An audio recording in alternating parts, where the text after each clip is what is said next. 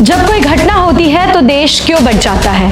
देश में जब भी कोई बड़ी घटना होती है तो यहाँ अक्सर देखा जाता है कि मीडिया और आम लोग बहुत तेजी से दो हिस्सों में बंट जाते हैं। लद्दाख में जो हुआ उसमें भी यही हुआ। एक तरफ कुछ लोग हैं जो सोनम वांगचुक को पर्यावरण और अपने हकों के लिए लड़ने वाला हीरो बता रहे हैं, और वहीं दूसरी तरफ कुछ लोग हैं जो उन्हें विलन ठहराकर उन पर हिंसा भड़काने और पैसे की लेन देन में गड़बड़ी का इल्जाम लगा रहे हैं। ऐसी खींचतान में सच्चाई और न्याय की बात अक्सर दब जाती है। टीएफसी मीडिया की टीम ने यह कोशिश की है कि हम आपको लद्दाख की असलियत बता सके। लद्दाख वो जगह है जो हिमालय की सबसे शांत वादियों में बसी है। अगर आप लोग यहाँ गए हैं तो आप जानते होंगे कि यहाँ के लोग सचमुच सीधे साधे और छल कपट से दूर रहते हैं। ये इलाका न सिर्फ बहुत खूबसूरत है बल्कि यहाँ भारत का सुरक्षा कवच भी है, क्योंकि इसकी सीमाएं चीन और पाकिस्तान से लगी है। यहाँ की ज्यादातर आबादी लगभग 97% अनुसूचित जनजाति से है और यहाँ की संस्कृति बौद्ध धर्म पर आधारित है। यहाँ क्षेत्र पानी के स्रोत और कई जरूरी खनिज पदार्थों से भी भरपूर है। पर सवाल है कि इन लोगों को आंदोलन क्यों करना पड़ा।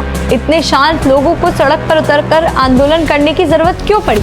इसकी जो मुख्य वजह है वो 2019 में धारा 370 हटने के बाद की है। हालांकि जब 370 हटी यहाँ के लोगों ने बहुत उत्सव मनाया, पर इनकी जो मूल समस्या है वो ये है कि लद्दाख को यूटी बना देना। लोगों का मानना है कि इससे उनकी जमीन और संस्कृति को खतरा है। लोगों की सबसे बड़ी चिंता यही है कि केंद्र शासित प्रदेश बनने के बाद बाहर के लोग आकर उनकी जमीन खरीद सकते हैं और उनके संसाधनों पर आसानी से कब्जा कर सकते हैं। उनकी दूसरी मांग है छठी अनुसूची की मांग। वो चाहते हैं कि लद्दाख को संविधान की छठी अनुसूची में शामिल किया जाए। इससे उन्हें अपनी जमीन, जंगल और परंपराओं को बचाने के लिए कानूनी ताकत मिलेगी। एक और वजह है रोजगार की समस्या। पढ़े लिखे स्थानीय युवाओं में बेरोजगारी बढ़ रही है। वे चाहते हैं कि सरकारी नौकरियों में स्थानीय लोगों को ज्यादा हक मिले। 2019 में उन्हें पूर्ण राज्य का दर्जा देने का जो वादा किया था वो अभी तक पूरा नहीं हुआ। उन्हें लगता है कि दिल्ली के अधिकारी ही सब कुछ चला रहे हैं और उनकी अपनी आवाज दब गई है। इस आंदोलन को लीड कर रहे हैं सोनम वांगचुक, जो पर्यावरण बचाने के लिए लगातार काम कर रहे हैं। अगर आपने 3 इडियट्स देखी है तो उसके फुनसुक वांगडू, पर अब इनका जो आंदोलन है वो हिंसा का रूप ले चुका है। सोनम वांगचुक के बढ़ते प्रभाव के साथ ही उन पर गंभीर आरोप भी लगे हैं कि उन्होंने आंदोलन को एक नया मोड़ दे दिया है। कुछ पक्ष है जो उन पर लगातार आरोप लगा रहे हैं। पहला आरोप उन पर लगाया जा रहा है पैसों की धांधली। उनकी संस्था Himalayan institute of alternatives Ladakh HIAL है।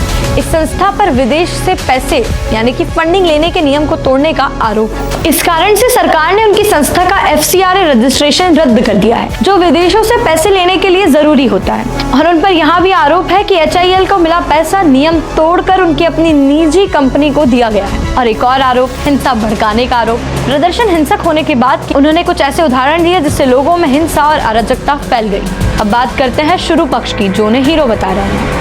उनके समर्थक कहते हैं कि इन आरोपों के बावजूद उनका काम सच्चा है और उन्होंने हमेशा लद्दाख के नाजुक पर्यावरण को बचाने की बात की। उनका संघर्ष पैसा या राजनीति के लिए नहीं है, बल्कि प्रकृति और संस्कृति को बचाने के लिए। सोनम वांगचुक शांति से लड़ने वाले लोगों में से हैं। उन्होंने अपनी मांगे मनवाने के लिए कई बार भूख हड़ताल की, जो यहाँ दिखाता है कि वह हिंसा के रास्ते पर चलते रहे और वो गांधीवादी है। खैर, दोनों पक्षों की बातों को गलत ठहराना सही नहीं, पर असली मुद्दा क्या है? न्याय और शांति का। सच्चाई यही है कि अपने राज्य, अपने लोगों के लिए और पर्यावरण के लिए लड़ रहे हैं। सोनम वांगचुक का मुख्य काम हमेशा शांति और शिक्षा पर रहा है, इसलिए उन पर हिंसा का इल्जाम लगाना सही नहीं है। हमने जो देखा वो यही है कि इनकी लड़ाई शांतिपूर्ण होनी चाहिए। आंदोलनकारियों को यह समझना चाहिए कि हिंसा को बिल्कुल बर्दाश्त नहीं किया जाएगा। हिंसा किसी भी रूप में मान्य नहीं है। फिर चाहे हम कितने भी तर्क सोनम वांगचुक पर दे दें, उन्हें ये बात समझानी चाहिए कि हिंसक आंदोलन से सिर्फ समस्याएं पैदा होती हैं, समाधान नहीं। अगर हिंसा और बढ़ती है तो पूरे देश में गुस्सा बढ़ेगा और हमेशा की तरह मीडिया भी लोगों को बांट देगा। इस सब के बीच न्याय की असली बात कहीं खो जाएगी। जरूरी है कि सरकार और आंदोलनकारी दोनों बातचीत करें और जो लद्दाख के लोगों की परेशानी है उसका शांतिपूर्ण हल निकालें। फिलहाल के लिए इतना ही। मैं सलोनी विदा लेती हूँ। आप लोग देखते रहिए TFC मीडिया।